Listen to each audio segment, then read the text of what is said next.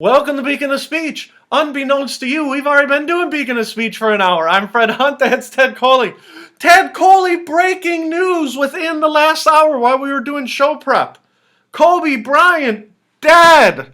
What is your response to Kobe Bryant's death? Shock. Shocking. Shocking. Like, I have an outline, nowhere does it say Kobe Bryant. Now, in theory, we could have talked about Kobe Bryant because LeBron James just passed him one night ago. Literally, he was sending texts. Congratulations, LeBron, to a great champion, blah, blah, blah, blah, blah. Right? Alive, well, he died of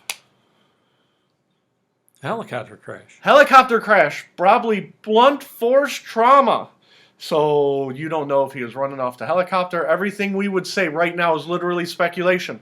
What we saw on the internet was smoke from a helicopter crash, right? It looked like a neighborhood. He didn't go out in Borneo or anything. It was in someone's backyard, literally. And I'm like, looking, I'm like, I can't believe it. Kobe Bryant's dead. Mm-hmm. And it's like stunning to me because he's one of those guys who's alive. Yeah. You know what I mean? And, he just won an Academy Award or an Oscar in 2018 for a basketball documentary. I was telling Ted before we went on the air, he coached his daughter's middle school team or high school team in basketball. He just they said he's got a newborn at home, right? Yeah. 4 daughters. It is stunning.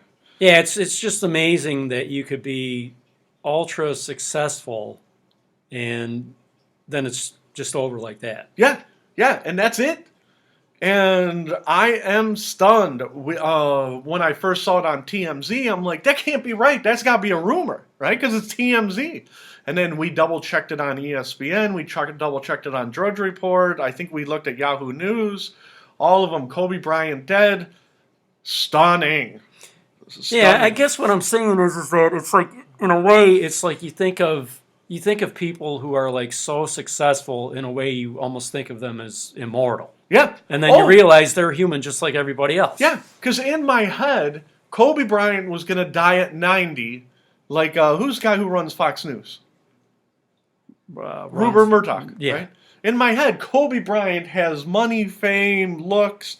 He has got the world by the tail. He was going to live forever. And luckily, I shouldn't say luckily, but they said 5 people died, but none of his wife or kids, none of them were on the helicopter. And of course, because I'm Fred Hunt from Beacon of Speech, that's Ted Coley. One of the first horrible things that I said was they said it was in Kourtney Kardashian's backyard. And I said the Kardashian curse claims another NBA player. And of course, that was not the right thing to say. But that was my first reaction. Ted Coley, did you ever see Kobe Bryant play live? Did you ever see him like at the Gund Arena, which would now be the Q, No. anything like that? No. I have no like magical memories where he sweated on me or I saw him or anything. All I saw was I liked Kobe Bryant's competitiveness. He's old school like Jordan. We can smile and have a beer off the court, but I will cut you on the court. I will rip out your throat and spit it on the court. Do you see that anymore now? You don't see that in basketball anymore. No. And Kobe Bryant, to me, is the end of the old NBA. The old, I'm going to cut your heart out. And the new NBA is we are all going to get along. We don't want to get anybody hurt playing basketball. Right? So to me, it is the end of an era. And when Kurt Cobain died, everybody said, oh, it's the end of era. Some people argued that's when rock and roll died again, right? But Kurt Cobain died, 20 years ago? And there is no new rock and roll the way it used to be. No. And we're going to talk about rock and roll later. And you could argue that Kurt Cobain and Nirvana wasn't the Beatles, or they're better than whatever your argument is. You cannot argue that they both weren't different types of rock and roll. There is no Beatles or Kurt Cobain now. There just isn't, right? And I have a feeling in the new NBA, now that Kobe's gone, there's not going to be another Kobe. And again, back in the day, they say, oh, well, Oscar Robertson, Bill Russell, but every generation of NBA had, I'm going to cut out your throat. Everybody said Larry Bird was the dirtiest player. He's tugging on you. You can't see it on camera, but Larry Bird is tugging on you. Dirty Bird. Yeah, Dirty Bird, exactly. They were all, when you got on the court, we are all a-holes. Right? Is that right? And that's the NBA that a lot of people grew up with. And that's why, again, symbolically, it is the death of the old NBA. Now, maybe one day the NBA will turn around, things will happen, it'll go through, maybe it'll lose some money and guys will be more competitive. But the king of the NBA now is LeBron, and LeBron's your buddy, right? We're gonna make movies, we're gonna make commercials, right? And the only people who don't get along with LeBron are the people who want to be LeBron, like Kyrie Irving. He didn't like LeBron not because he wasn't a nice guy. He didn't like LeBron because he wanted to be the guy in charge. So the only people who, it's not even that they want to, and we'll use Kyrie Irving as the example, not that they will cut your heart out on the court, but I want to have the ball. I wanted to, you see what I'm saying? Me, not team guys. Now people say LeBron is the ultimate team guy. I'm telling you, the Kobe Bryant death ends the old NBA. That slams the door shut on it. And I know, I didn't really get time to think about it. We've only known this for less than an hour. Like I said, this isn't on the outline at all. Okay? Now, let me ask you a question, because I want to spin away from Kobe Bryant and go to my outline. Let me ask you a question. And this is why I got you here, Ted. In your opinion, is the NBA, and my opinion is it's not, is the NBA a cut your heart out sport anymore? No. Okay. Now, I'm going to go through each sport. Do you think baseball is? Cut your heart out sport? Yeah, I'm going to beat you on the field. I'm going to put I'm Ty Cobb, and I'm going to shine up my spikes and cut you between first and second base. No. No, it's not. Is hockey, I'm going to cut you sport? I really don't know enough about hockey. It is less and less, but compared to baseball and basketball, it is more, they'll drop the gloves and they'll still fight once in a while. And then the other one is football. Do you think those guys are playing to beat the crap out of the other guy, or do you think they're playing for paychecks? Probably paychecks. Now, there's a few guys in the NFL who will decapitate you. James Harrison, right? But the NFL is moving towards the NBA model. Hey, let's not hurt our guys. Let's not hit below the knees, above the shoulders, blah, blah, blah. Now, the NFL is saying don't hit people above the shoulders. And I'm not saying you should hit people above the shoulders, but I'm telling you, once you get to the professional sports level, 60s, 70s, 80s, I want to win. And I'm going to put the forearm here. I'm going to tug on your shirt. I'm going to win. Right? And it is just not like that. Now, they're curbing some of the rules, right? But to me, the sport that is the closest to what it used to be 20 years ago is hockey. And hockey players will say, no, it's not. Right? Well, basketball went from here to here. You see what I'm saying? Mm-hmm. Relatively, I'd say the big four, the NHL is the closest. But I told Ted we're going to talk about soccer, right? And Ted's like, oh, we're going to talk about soccer. I hate when Fred does this to me. Okay? In the Premier League, which is in England, they might not play as hard as they used to in the Premier League. Okay? But the fans still think it's 1980. Okay? Now, My question to you, Ted Coley, do you know who the owner of the Tampa Bay Buccaneers is in the NFL? Of the Tampa Bay Buccaneers? Tampa Bay Buccaneers. I do not know. Okay. It is the Glazer family, okay? The Glazer family bought the Buccaneers, and then they have $1 billion sitting in their pocket. Now, is Glazer? Yeah. Wasn't that the one guy from Starsky and Hutch? That is, but different Glazer. Okay. So the Glazer family said, you know what's awesome? We own this NFL money, or this NFL team, and all of a sudden, all this money jumped into our pockets. And we can't do anything without money falling out of the sky and jumping out of our pockets. How is that spelled, Glazer? Glazer. Oh, all right. And there's a point to my story. I'm going somewhere with this, right?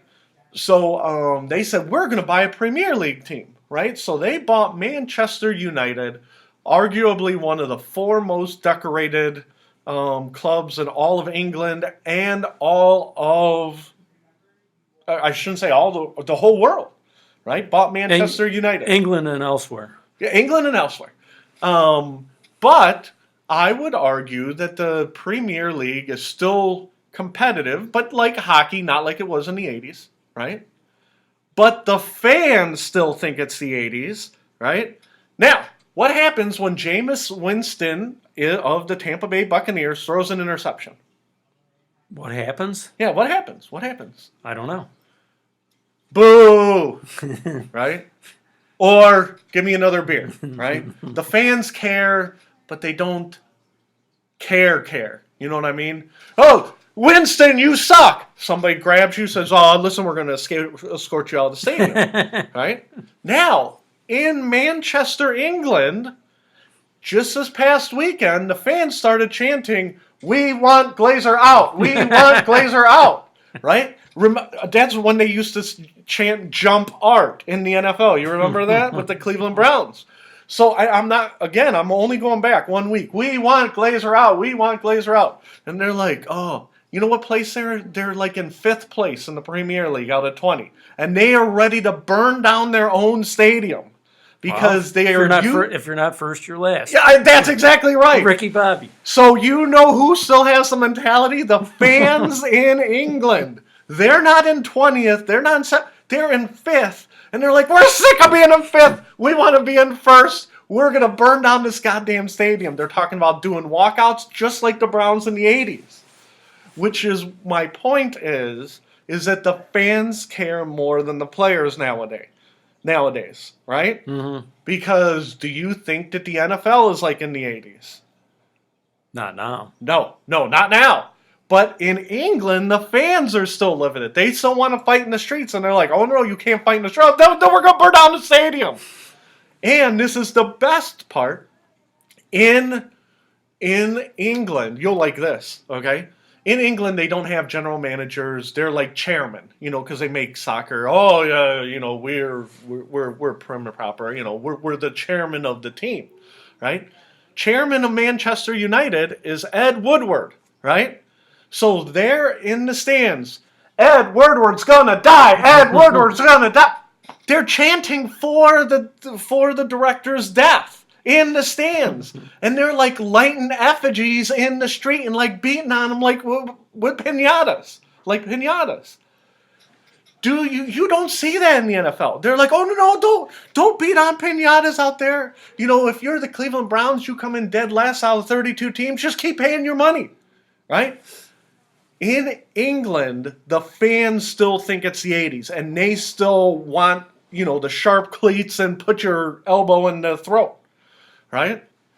And that's why when I saw, I'm like, well, God bless the fans in England, okay? Now, most Americans are like, oh, they're savages in England. No. They used to go out and beat each other with crowbars, like chanting for Ed Woodward's going to die, Ed Woodward's going to die. That is like a step down. They're probably over there. There's a equivalent of Beacon of Speech, and they're doing it. Oh, yeah, they chanted that he should die, but nobody's taking a crowbar and bashing his mailbox or killing his animals with rat poison, right? And so everything is relative, but I'm telling you, Ted, in the money of big, and I know this is a horrible take. We're gonna get off. This is Ted's gonna be like, you know what? This is gonna be the episode that gets us in trouble, right? The fans in England, God bless them, okay, because they got some fight in them. They want to have some fun. They want to rock and roll, and and threaten people. You need to get fired. And unlike back in the 80s, right? This guy, Ed Woodward, he's probably making millions of dollars, right? Say they fired him. He lands on a big fat pile of money, okay? So I don't feel bad at all, right? Oh, Fred, you took it too far. You know what's taking it too far? Threatening his kids at school. Chanting in the scans, you need to die. That's kind of funny, okay? And the Glazers, they're like, holy crap, these guys are like for real in the NFL. They just give us money. Here they want us to come in first every year. It's like really scaring the crap out of me. You see where I'm going? And the Manchester United fans are like, no, we're used to being first. You make more money because there's not a salary cap in Great Britain. They have a modified cap. It would take 15 minutes to explain. You don't care. But they're basically, the business model is they're the Yankees. They have the most money to play with. And they're not coming in first. And it's, Ted, the Yankees. If the Yankees aren't in first, their fans are furious because their payroll's like double the second team in Major League Baseball. Same thing with Manchester United. And so when I saw this, now, and this is what I want to circle back to. Say me and you got free tickets to Browns games. Me and you go to Browns game. We got free tickets. Okay? What happens if we start chanting, Jimmy Haslam has to die. Jimmy Haslam has to die. Okay? How long before we're arrested? Not long. Yeah, not long. 3 minutes. Here comes Ted, we gotta go. Here comes security. And once we start chanting it, and they yank us out, and people are cheering, "Yay!" Good for Fred. But then I'm facing harassment charges, right? And Ted's like, "I didn't chant crap. It was him, Fred Hunt. Fred Hunt did it." Okay. But it goes back to where the game is going. Now people are like, "Oh, you gotta weed that out of the game. You shouldn't be chanting for people's deaths at the game. Just give us your couple of $100, okay?" I got a friend, same age as me. His name is Mark. Won't say his last name. 50 years old. His grandfather had season tickets for the Browns like in the 70s, right? He has had Brown season tickets for, I think he said 48 years, okay? Grandfather had them. Dad had them. Now Mark has them, right? 2 tickets, he's now up to $4,000 a year for Browns tickets. That's how much he spends? Yeah, $4,000 a year. Now, Ted. Wait a minute. He doesn't live here, right? Yeah, he lives by Youngstown. But he drives from Youngstown. His name's Mark? Yeah. Oh, okay. I thought you were... No, you're I thinking thought of you said something else. But so he drives from Youngstown to Cleveland, spends $4,000 a year on 2 tickets every single year. And every year he goes, "They're losers. I'm going to cancel my subscription." Or not subscription, whatever his seat is. And he goes, "But I've had them in the family for 50 years. Next year's going to be the year. Next year's going to be the year." If anybody should be chanting for the owner or the general manager's death, it should be Mark, right? What would happen is if Mark did that, they'd be like, "Oh, well, you know what? We'll just get somebody else to spend that $4,000. You see where I'm going with this? So now everything is about money. Nothing is about winning or losing because the owner of the Browns, since he owned the Browns, has made $500 million just by owning the Browns. And if you say he's a horrible owner, you can't sit in his stadium, you can't write for the web. You see what I'm saying? They control the mechanisms of speech. Okay? Now, you really shouldn't chant for, the general manager or the director's death, chairman's death. But what I'm saying is that it is not sports is watered down. And you're like, well, how's it watered down? Well, I just explained it to you, because once everybody gets paid, it doesn't matter if you win or lose. And going back to the Kyrie Irving example, Kyrie Irving, he wants to be the man. Okay, he's happy being the man, and he is making $100 million to be the man. You know what the record of the New Jersey Nets is, or New York Nets? Oh, I'm sorry, Brooklyn Nets. Yeah, Brooklyn. Brooklyn Nets. They're under 500, right? And he's like, well, I want to win. If you wanted to win, you would have played with Kevin Love and LeBron James. You would not have said, I want to be the man. It's my team. And this is what is going on in sports. And the reason I bless the United fans is they're like, we want to win, and we're going to wear it on our shoulders. We dare you you throw us out of this stadium, we're going to burn it down. We're going to burn it down in the middle of the night. We live here. We're Manchester fans, right? Do you remember, and I'm going to turn this around, do you remember when the fans chanted Jump Art? Yeah, I think so. Yeah.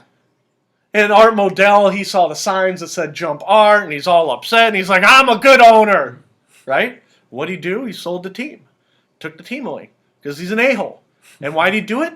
Because Cleveland wouldn't give him a big fat check, and Baltimore did.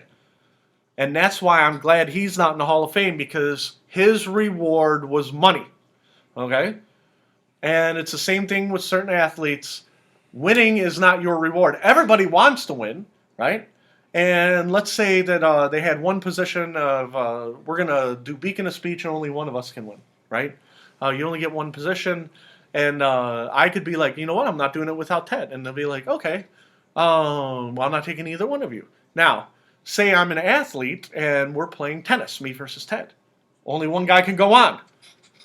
I'm going to hit you with the tennis racket. You're going to hit me in the balls with the ball. You're going to hit the ball, hit me in the balls. I go down. You're laughing. Ha ha! I go to the next round. You see where I'm going with this? When you infuse the money, you change the motivation. Everybody wants to win, but some people will do anything to win. And then once they win, they're like, oh, well, I worked harder, smarter, whatever.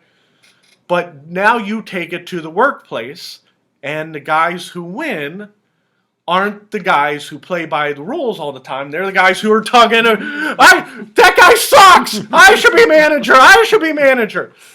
And so now you're entering money. You see what I'm saying? Uh-huh. So I'm saying money changes certain things. Yep. In the workplace, okay, and you know where I'm going with this, where we used to work together, me, you, and our boss, who is severely overweight, right? If we all made the same amount of money, right, it wouldn't matter who was in charge, because we're all getting rich, right? But when you pay that guy more to screw these two guys, I'm smarter than those two guys! Now the listener is like, Fred, you're all over the place. I think you might have some sort of mental illness. Okay? Let me try and tie this in a knot, because this is wasn't where I was going an hour ago. So I'm going to try and tie it up and go in a different place. Okay? Money changes your motivation. When you are looking for money, you will do certain things. When it's about winning, you will do certain things. When you take winning and money and you change the equation, whether it's work, whether it's like the general manager at Manchester United, and I keep saying general manager, but it's chairman. I'm sure he's like, I'm trying to win really hard. Look, we're in 5th place. We're doing great. Right? He's like, he probably goes home to his wife. He goes, screw this. I'm making $1 million a year. I can walk away. But I'd really like to make $1 million again next year. So I'm not going to quit. You see? Mm-hmm. So where's your threshold? I don't need death threats. Okay, well then quit. Right? And so that's why I'm real flummoxed, because I wanted to talk about soccer, but people are condemning the fans. It's be like, well, you can't do that. Well, technically you're a fan, you do whatever you want. Right? No, you can't do whatever you want. You have to sit there and give me and we'll use Mark as the example. Give us the $4,000 and shut the F up. And you're going to sit there quietly and you're going to sit on your hands. If you stand up and block the person's view behind you, we're going to take away your season ticket license. We're not going to refund you $4,000. So that's for 2 tickets? 2 tickets, 2 season Brown tickets. Okay, so what does that come out to? Like $250 a seat? I think it comes out to, so let's break it down. Okay.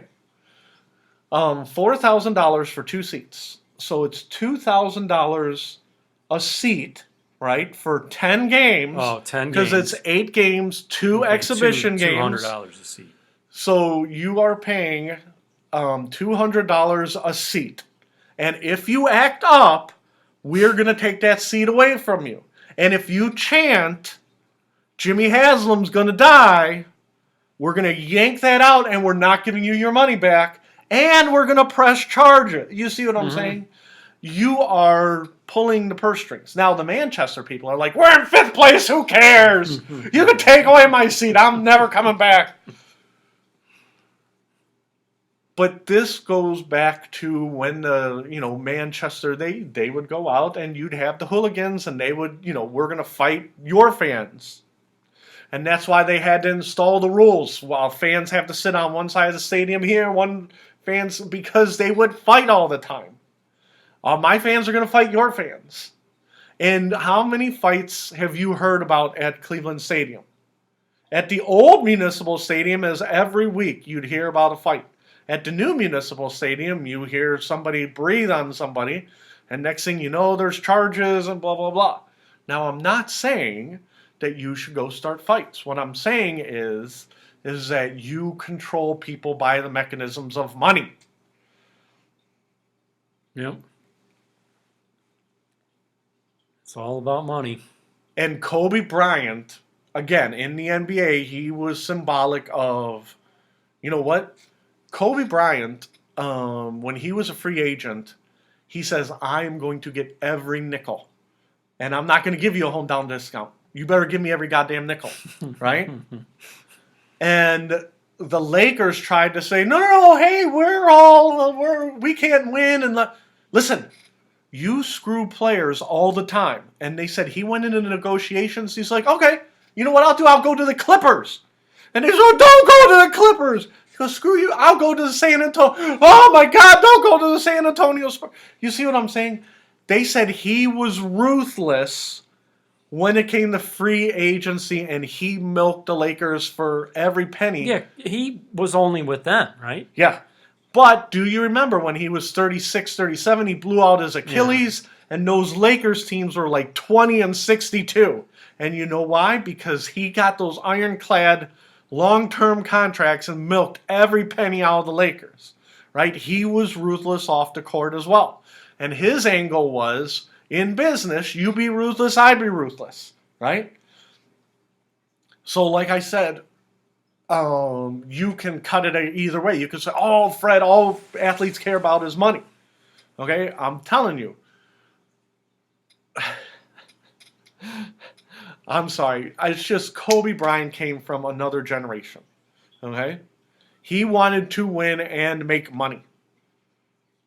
And the guys today want to make money and then they want to win. Does that make sense?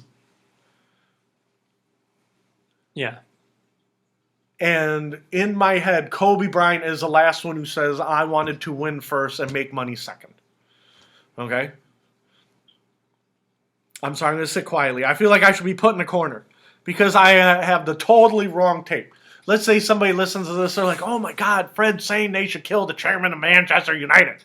That's not what I'm saying. I'm saying the passion should not be misplaced. And when I'm writing, this is what I write about all the time. In indoor soccer, the top indoor soccer player makes $25,000. Okay? $25,000 a year in 2020. That's the top? Yeah, that's the top. They said some of them get paid by the week, like $1,000 a week or whatever.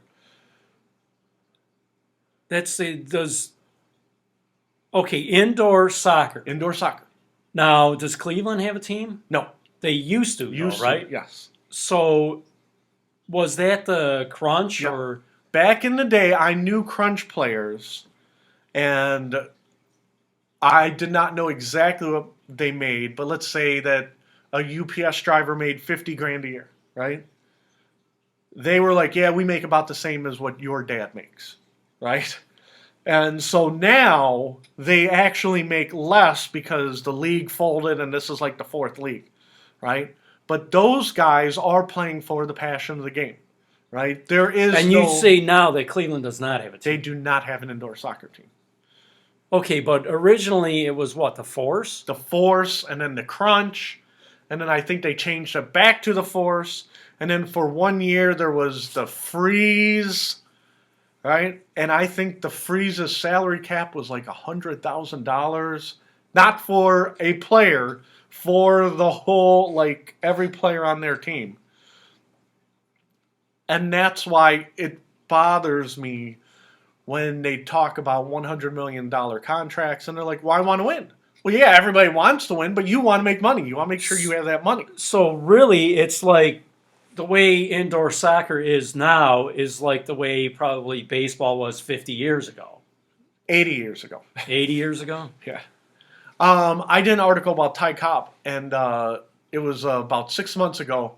If you don't, you know this, but I think you know some of this. Ty Cobb was banned from baseball at one point. Okay, Ty Cobb was the highest paid baseball player in the league in 1912, and he made $8,000 a year. Okay, and the fans would heckle Ty Cobb, right? They'd be like, "Oh, you rich jerk! You suck!" Right? And Ty Cobb didn't care, right? Ty Cobb's like, I'm going to come in the stands. I'm going to beat the crap out of you. I'm going to beat you until you bleed, and they got to cart you out of here. And it was a little bit of a little mixed sport, right? And one, I guess. So he was like the Albert Bell of Albert Bell, 1912. Albert Bell of 1912, right? But it wasn't a black and white thing. It was a you're a rich bastard thing. I would play baseball for free. Right? And he'd be like, screw you, you're not better than me. So there's a handicap fan in 1912. And again, I'm paraphrasing. This handicap fan for years and years had heckled Ty Cobb. And the rumor is that he said off-color things about Ty Cobb and minorities. Right? And Ty Cobb said, listen, that's it. Hold this bat. Hold this bat. I'm going to fucking kill you. I'm going to beat the crap out of you. Jumps in the stands like the movie Slapshot. Grabs the guy. Guy's handicapped. Again, he's not me or you. He's handicapped. He's beating on him. Right? Oh, please. Ty Cobb nearly beat a handicapped man to death. And the commissioner at the time, and again, I think it was before they had commissioners, so it would be the president at the time. So this was 1912? 1912. Oh my God! What the hell's going on in baseball? Ty Cobb, you're suspended. You can't play. You cannot play in baseball. Right? He goes, I don't care. You could keep your $8 grand. You could kiss my ass. I don't care if I'll go into another baseball league. I'll go to the Dominican Republic and play with the people, right? Ty Cobb did not give a rat's ass. You are not going to talk to him in a degrading way, right? So he was banned, and for a week he was banned from the Tigers, right? And historians say they asked his teammates, they said, did Ty Cobb know that guy was handicapped? And half of them said, oh yeah, he knew. And the other half is like, I don't think he knew he was handicapped, right? Nearly beat a man to death. And they said, well, you know what? We side with Ty Cobb because we're sick of getting screamed at, right? And they're like, well, somebody's going to play. And so the players on the Tigers said, we refuse to play until you bring back Ty Cobb, right? And they said that at the time he was an attraction, like Babe Ruth, blah, blah, blah. And so they brought him back after a week because they said, well, we can't lose all our players. We'll be the last place team in baseball. Mm-hmm. You see what I'm saying? So this whole money thing has been going on for 100 years. Now, and I say this all the time, and this is what I wrote about. I thought that it was right. Who was the guy in the NBA who went into the stands? Ron Artest, right? I thought Ron Artest was in the right. Somebody chucked a beer at him. Ron Artest goes, I'm going to help you, and you. Here, let's go. Let's fight. And they're running, right? They're running. Oh, no, come back. I'm going to fight you. You remember when Ron Artest went in the stands and they suspended him? Where was that? Was it in Detroit? I believe so. Malice at the Palace. It was what, Detroit and Indiana? Detroit and Indiana. It was Malice at the Palace. I am going... David Stern was just like the president of baseball in 1912. Oh my God, what are you doing, Ron Artest? The people aren't going to watch the NBA anymore. And he said, listen, 78-game suspension or 100-game suspension, whatever it was. But Ron Artest was in the right. Basically, it's sports. You throw a beer at me, we're going to fight. Let's go. Right? If you don't want your ass beat, you see what I'm going with this?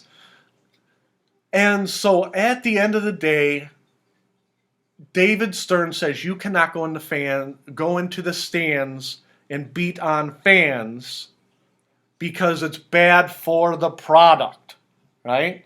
Now, people get more aggressive over 20, 30 years, and they call the players more horrible things to get a rise out of them because, they don't want to run up the court. You see what I'm saying? Mm-hmm.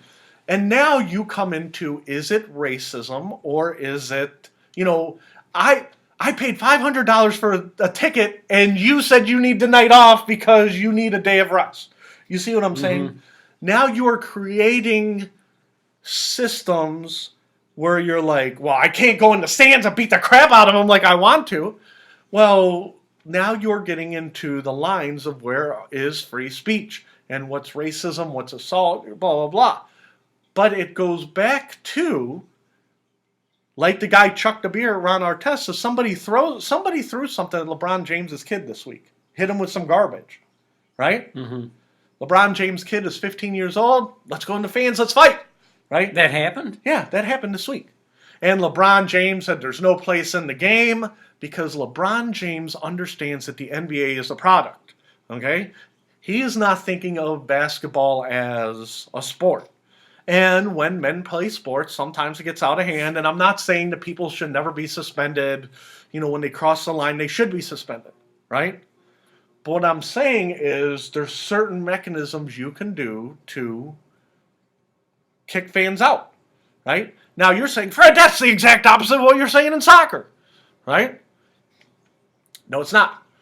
What I'm saying is Ron Artest had passion. He said, you could take all my money away. I'm going to beat the crap out of that guy. And Ron Artest said that ended up costing him over $1 million. At the end of the day, Ron Artest made over $50 million. I don't think he's missing $1 million. Because an NBA player, maybe he is. But if somebody throws something at you at a game today, there's nothing stopping you, right? Well, LeBron James would say, well, it's bad for the product. Well, but we're playing sports. We're not selling a product. No. At the end of the day, NBA is a product. You go to the store and you buy a broom. If the broom works, you're happy. If the broom doesn't work, you see what I'm saying? Mm-hmm. The conversations are different than what they used to be. And again, I'm not saying there should be more fighting. It sounds like you're saying there should be more fighting and assaults, Fred Hunt. What I'm saying is that everything is dictated by money. Okay? If you want to watch people fight, they'll be like, Fred, there's time and place to fight. You can pay $100. You can go watch UFC fighting, right? My wife had a cousin who was a UFC fighter. They had a little thing at, I wish we were doing Beacon of Speech at the time. It would have been before we did Beacon of Speech. But they're like, oh yeah, come see cousin blah, blah, blah.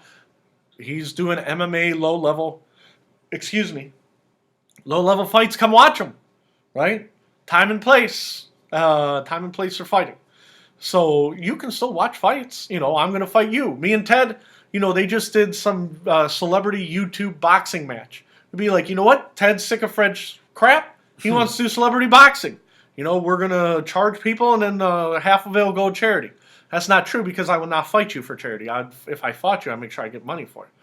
But the point is that everything is all about time and place and selling it.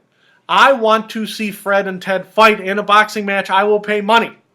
We are selling the Fred and Ted fight. Me and you, it's going to be sport. You're like, I want Fred to beat my ass because then, he'll be talking about it for 10 years on the goddamn webcast. Right? So everything is controlled by money. That's my whole point. Did you know the Ty Cobb story, by the way? No, I did not hear that. Ty Cobb was a miserable SOB who was horrible, right? I heard that. And he's the one when we were talking about nasty. Sharpening the cleats. He would fight anybody because he wanted to win. He wanted to win. He wanted to play baseball harder, faster, stronger than ever, which is from here to Kobe. And I'm just saying that ended with Kobe. That's all. And I'm saying that some fans in the world still think like Ty Cobb or Kobe Bryant. I'm just saying not in America they don't. Okay? Mm-hmm. And it's because of money. No. Before we get off, because that took more time than I thought it was going to. I want to talk about rock and roll. Okay, before we started, I made Ted watch Anthrax and The Who, and I said, we go back to Kurt Cobain. There is no rock and roll today like it was either in the 60s, 70s, all the way up to the 90s. Kurt Cobain symbolically ended it. There's very few bands like The Who or Anthrax out there just nailing it. 4 or 5 guys playing rock music every night. They're just not. Mm-hmm. Okay? There's some exceptions. Some nights the Foo Fighters might hit it, but they are not kings of the world like the rock stars were. They're just not. Okay? So when you were watching, and the reason we brought it up today is Pete Townsend last week said he invented metal.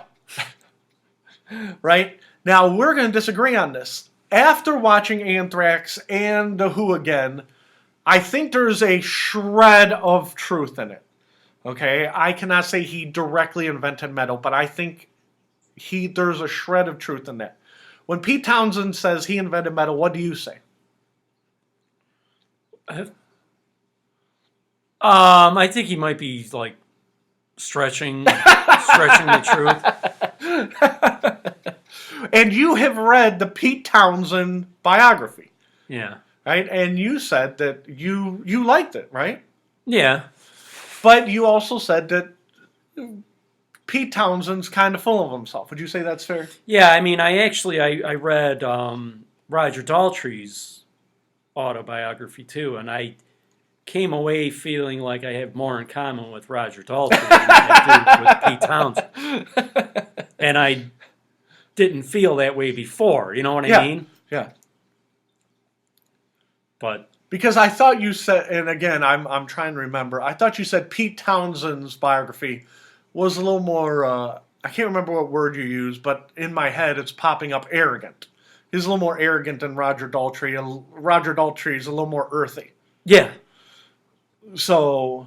But once again, that's just my impression. It's not a fact, it's just my opinion. But they also said, the Who they're both, Daltrey and Townsend are both approaching 80.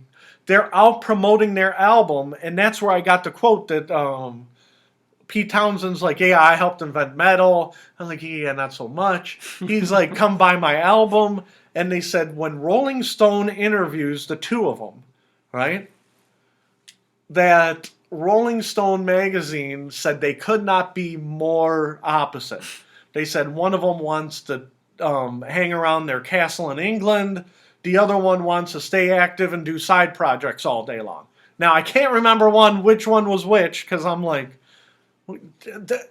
they're the Who. What else are they going to be doing? They're hanging around their castle or, hanging out with their buddies, right? And so they're out promoting their new album, and me and you talked about the new album very briefly. But we pick on the Who, we pick on the Eagles, we pick on a lot of the classic rock bands to the consternation of Ted. Okay?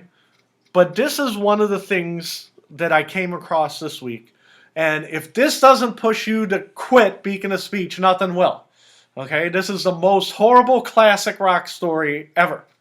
And when I say ever, probably in the last 2 or 3 weeks. Ted Coley, what do you think of the band Aerosmith? What do I think of Aerosmith? What do you think of Aerosmith?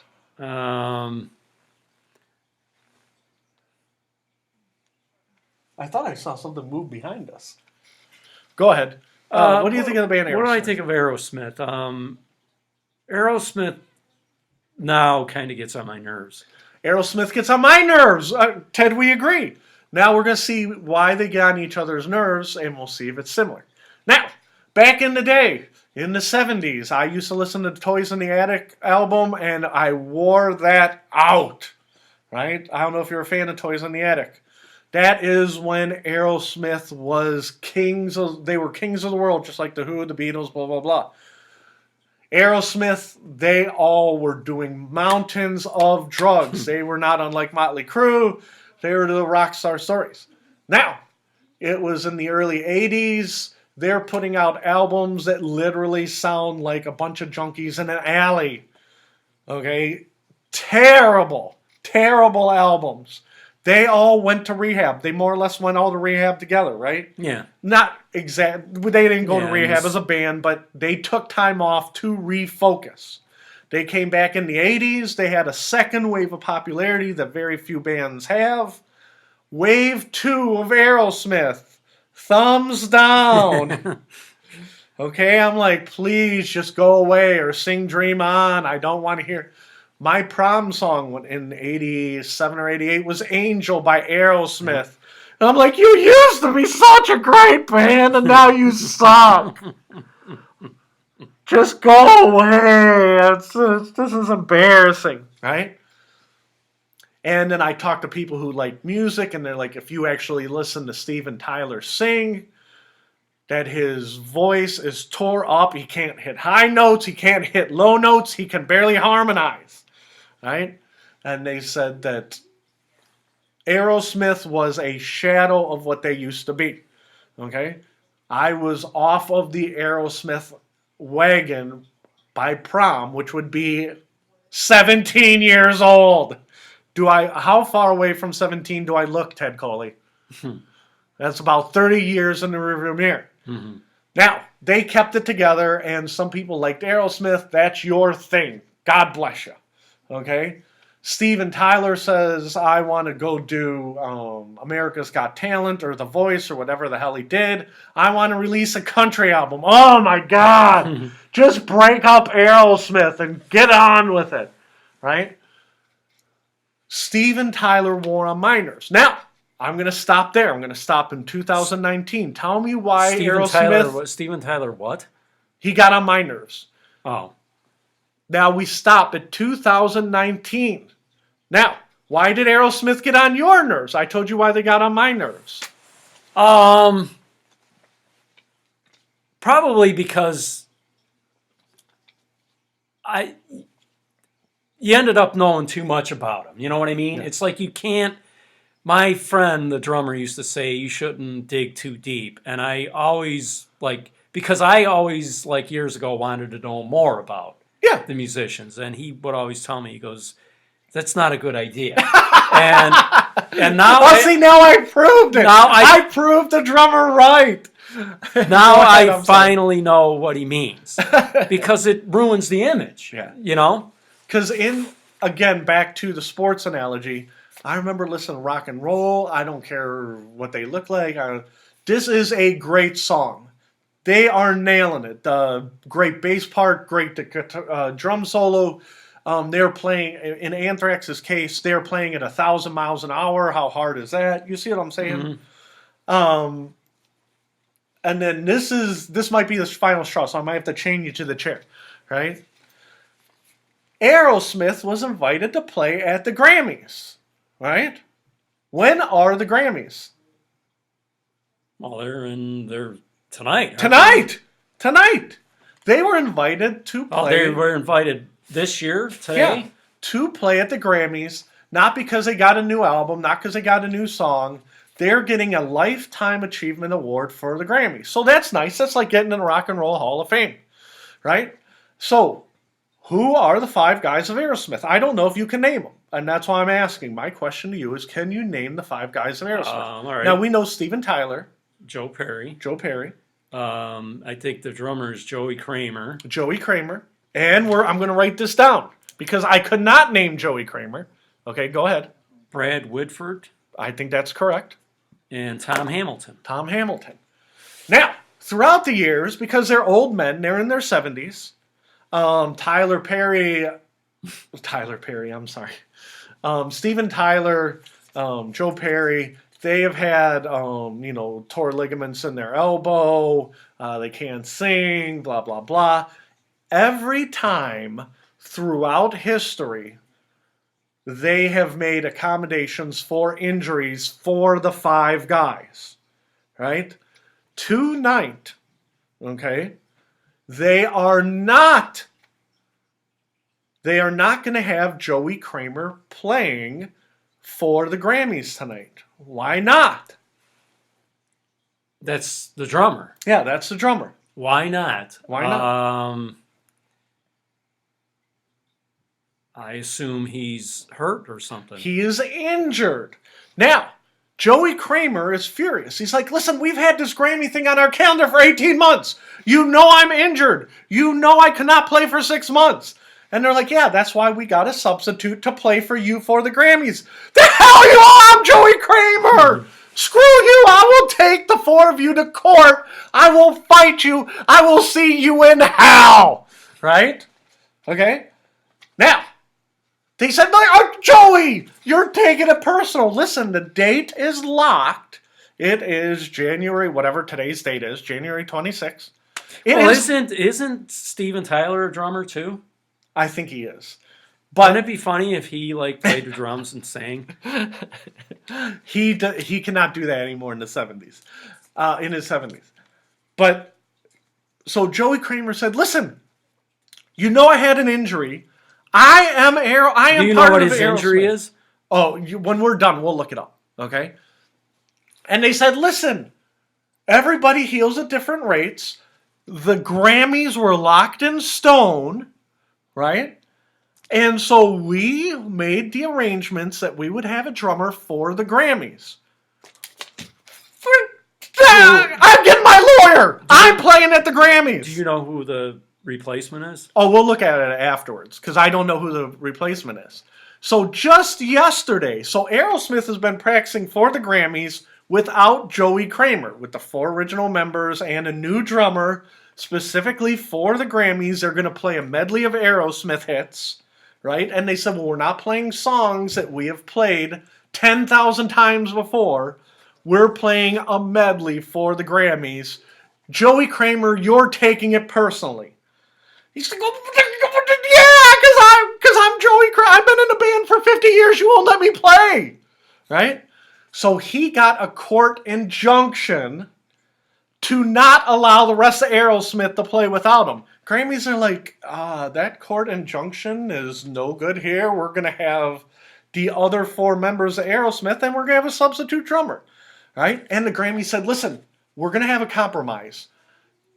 Everybody in Aerosmith plays, but what we're going to do is we're going to have like a 30-second segment where we introduce the band, and then we'll introduce Joey Kramer, and then you can wave to the crowd to show that you are a part of Aerosmith, right? And I guess my understanding is that they all tried to call Joey Kramer. They're like, you're taking it personal, right? He is furious. He's like, I want to play. And they're like, well, you didn't get the practice, right? You don't know how the medley is going to go. He's like, it's a medley of the songs I've been doing for 50 years. What do you mean I don't know the medley? You tell me how we're coming in and out of the medley, right? It'd be like if you were doing a medley, like of songs you had done with your band, right?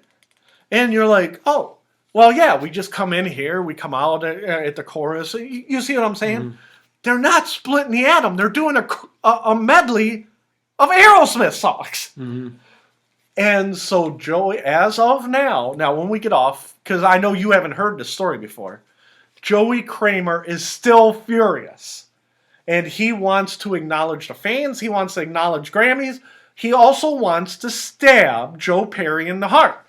Okay? Because he said, this isn't just a me and Steven Tyler thing. This is me and the band thing. He goes, each one of those old mother effers has taken a leave of absence from the band, and we waited while they healed. Yeah. Why can't we do the 2021 Grammys? And the Grammys are like, oh, no, there is no 2021. You're doing it in 2020. We dictate to Aerosmith. Not Aerosmith dictates to the Grammys. You see where I'm going? Yep. And so Steven Tyler, Joe Perry, they're like, hey, our hands are tied. The Grammys are doing this to us. Right? So this is the very first you're hearing of this. What do you think of what Joey Kramer saying? I agree with him. I agree with Joey Kramer too. Yeah, especially there's songs you've been doing for 50 years. What do you need, a week? You don't need 6 months to do.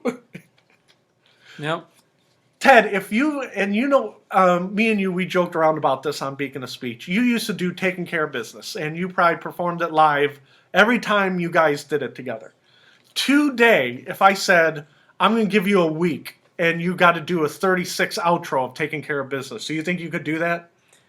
I hated that song. No, I know you hated it, but could you do it for 60 seconds? Say you were getting an award. Yeah. Say you practice it for a week. Yeah. Because you had done it over and over and over and over again. And that's why the rest of the Aerosmith guys, to me, I agree with you, that they're being a jerk. They're like, this is 50 years of pent-up frustration. You see what I'm getting at? And they're like, okay, since you got a lawyer, you can show up and wave to the crowd. Right? And that's why it goes back to what your drummer said. You don't want to know about these guys. Mm-hmm. But if I was Joey Kramer, I don't know if I would get the lawyer, because like in the band Slipknot, the one member of Slipknot's like, I'm going to get you a lawyer. I'm going to get my lawyer against the Slipknot lawyer. Next thing you know, he's out of Slipknot. You see where I'm going with this? Because now the band can vote you out. But at the end of the day, Joey Kramer's like, I played with the band for 50 years. If they're going to be a-holes now, just forget it. I'm 78. I'm going to retire. You know?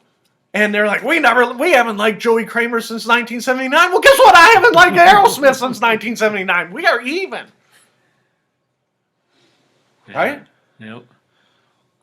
So, but I was stunned. Does that story surprise you? No, not really. There was something else.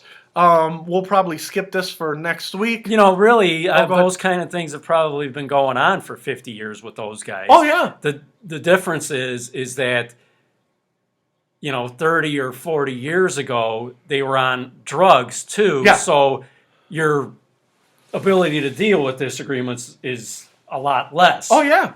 Yeah. So this has probably been going on for 50 years. Like, every day has probably been like this. Yeah. I'm going to cross out one thing on the outline because I don't want to. I want to make sure you can go in daylight. I want you to drive at night. I know now I sound like an old person. We'll skip that. But there's one other thing about music I wanted to talk to you about. I had a friend in high school. His name is Scott. He was a drummer in the marching band. He was in a thrash metal band or whatever metal he was in. Now he's in an electronic band. When he was in high school, his favorite drummer was Neil Peart. Since we did Beacon of Speech last, Neil Peart passed away. Neil Peart had the biggest drum set of anybody. Were you a Rush fan? Yes. Extremely good band. Yeah. Rush is another band that I liked. By the time it hit the 80s, I'm like, yeah, I'm kind of done with Rush. Last Rush song that I really liked, there was a song called Distant Early Warning. I believe it was from 1984. That was the last really good Rush song that I liked, but they released albums up to like 3 years ago. So you liked Rush too? You're a big fan of Rush? Yeah. One thing now Neil Peart was the drummer, but they Right. said he wrote like the lyrics, Yeah, which is kind of unusual. yeah. They said that Rush is another one of those bands where it was all hands on deck. Geddy Lee sang, but he also played. He played. It was a bass. Is that Yep. correct? He played bass. So some songs he focused on bass. Some songs he focused on lyrics. Neil Peart was the drummer, but he also had a hand in the lyrics. And so they said it was one of the few bands where it really was all for one, one for all. You know, me and you talk about all the horrible stories about, I do lyrics, so I get more. You don't do anything but play drums. You get, you see what I'm saying? Rush really was we're in this together band. And Canadian, right? yeah, Canadian band. They said they were called a Canadian national treasure. And And originally, didn't they have another drummer? Wasn't there I think there was, but they said before that, Neil Peart? right, that Rush wasn't Rush until Neil Peart got there. Neil Peart was either retired or semi-retired because he was having physical problems in his 60s drumming, right? Read this week, Genesis, there's a rumor they're going to get back together. They said the reason they don't get back together is because Phil Collins, on a lot of songs, he drummed, but he can't drum anymore. He's in his 60s, right? So a lot of these bands, there's physical limitations. That's why when Joey Kramer is like literally livid, got a lawyer and sued the other four so they couldn't perform without him, I'm like, this sounds like, rock and roll. This is what happens with rock and roll when you keep going in your 70s. Right? And what are you going to do? Oh, I'm going to start my own band. Yeah, no, you're not. Okay? And there's no it would be one thing if Aerosmith is like, we're going to do, musical influences. The Beatles influenced us, so we're going to do Eleanor Rigby. He's like, I've never played Eleanor Rigby on drums. I would understand it, but they're doing a medley of Aerosmith songs. Now, does that make you want to watch the Grammys tonight? No. I don't watch the Grammys, but something like that makes me consider it, but I still don't think I'm going to watch it. But, and I'm going to tie this up now, okay, with this topic. Michael Jordan still thinks he's the greatest of all time. He will not pass the mantle on to LeBron James. They said, do you think LeBron James is the greatest? And Michael Jordan goes, we played in different eras. And they're like, well, do you think that LeBron is the greatest of his era? Well, we're different eras, right? And Michael Jordan won't even say he's the greatest of this era. Like, he's that angry old man who's like, screw LeBron. If he wants to be the greatest, he needs to tackle somebody or, face the bad boys or something. You see what I'm going with this? Rock and roll is a young man's game. It just is, okay? And the Kurt Cobains were supposed to consume the Beatles. Rock and roll eats the old. There is no young rock band saying, Nirvana was 25 years ago. We're hip, we're in. Us four guys are going to take over the world. You see where I'm going with that? It seems like everything is programmed, electronics. They're putting 9 Inch Nails in the Rock Hall. 9 Inch Nails is one of my favorite angry rock bands. They said, oh no, we can't wait to perform. It's a validation of our career. Oh, thank you. Hugs, 9 Inch Nails. No, that's not what I want to say. I want to see you say, I'm going to burn down the Rock Hall. This place sucks. Rock and roll is not about putting it in a museum. It's about youth eating the old, which is what rock and roll is, what sports is. You can't do sports when you're 70. Obviously, Joey Kramer cannot drum in his 70s. You see what I'm saying? Yeah. Now, I'm not saying that you can't stop playing it. Yeah, I mean, just having a Rock and Roll Hall of Fame is really the antithesis of what rock and roll is. And the best thing I ever heard was rock and roll, the Rock and Roll Hall of Fame is a tomb for rock and roll. Yeah. Because that's where it went to die. And there is no... Now, don't get me wrong, there's a few rock acts, like I said, the Foo Fighters. And Slipknot, to me, is a young band, but Slipknot's all in their 40s. And who's in their 20s, like, setting the world on fire? There's just nobody. There's that one band, I keep drawing a blank. They keep comparing them to Led Zeppelin. But they're almost like a novelty act. Greta Van Fleet. And, because you always call them Greta Van Susteren. And, Beacon speech's over, I gotta go.